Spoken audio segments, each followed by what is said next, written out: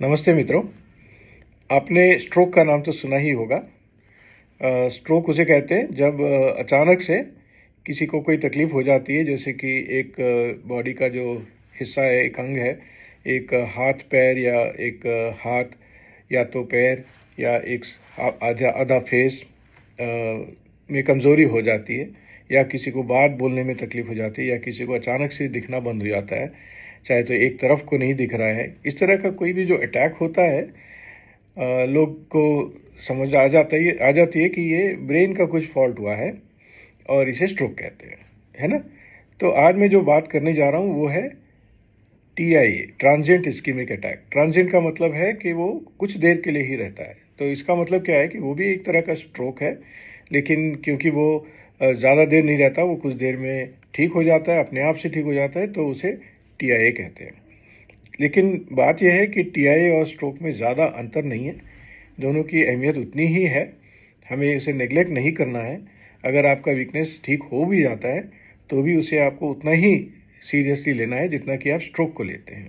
कई बार ऐसा होता है, लोग मुझे कहते हैं कि रात को मुझे कमज़ोरी महसूस हुई थी, फिर मैं ठीक हो गया तो मैं फिर सो गया था, लेकिन सवेरे जागा तो फिर मेरी कमज़ोरी फिर से आ गई थी और वो अब जा नहीं रही है, यानी स्ट्रोक हो गया है।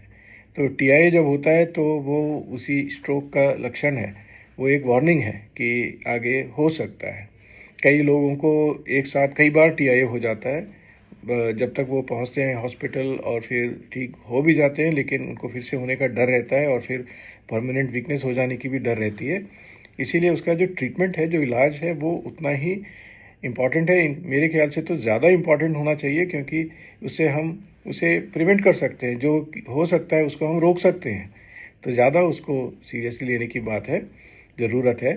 तो ये मैं आज कहना चाह रहा था कि TIA स्ट्रोक की तरह ही है, जिस वजह से स्ट्रोक होता है उसी वजह से TIA भी हो रहा है। कुछ खून के नस में जो ब्लड वेसल्स हैं उनमें कुछ चेंज हो गया है, कुछ परिवर्तन इस तरह का हुआ है, कुछ प्लाग्स फॉर्म हो गए हैं जहाँ से कि छोटे छोटे क्लॉट्स जा रहे हैं। और ये भी हो सकता है कि हार्ट के अंदर हैं, हार्ट की का जो दिल का जो वॉल है उसमें कोई डैमेज हुआ है, या होल है उसमें, या वो ठीक से बीट नहीं कर रहा है, या तो वो ज़्यादा फास्ट बीट कर रहा है, जिसको हम अरिथमिया कहते हैं। इस तरह की कई बीमारियां हैं हार्ट में भी, जहाँ से कि स्ट्रोक के रीजंस बनते हैं, यहाँ वहाँ से क्लॉट जाता है ब्रेन में और फिर इस तरह का अटैक हो सकता है। तो ये पता करनी होती है, अगर TIA हुआ है, जैसे कि कुछ देर हुआ, 10 मिनट 5 मिनट, और वो ठीक हो गया, तो तुरंत आप हॉस्पिटल पहुंच जाइए। कम से कम उसकी जो बेसिक ट्रीटमेंट है वो स्टार्ट कर दिया जाएगा, और फिर उसके आगे जांच किया जाएगा कि और कितना रिस्क है, और फिर उस रिस्क के हिसाब से ट्रीटमेंट को फिर चेंज भी किया जाएगा।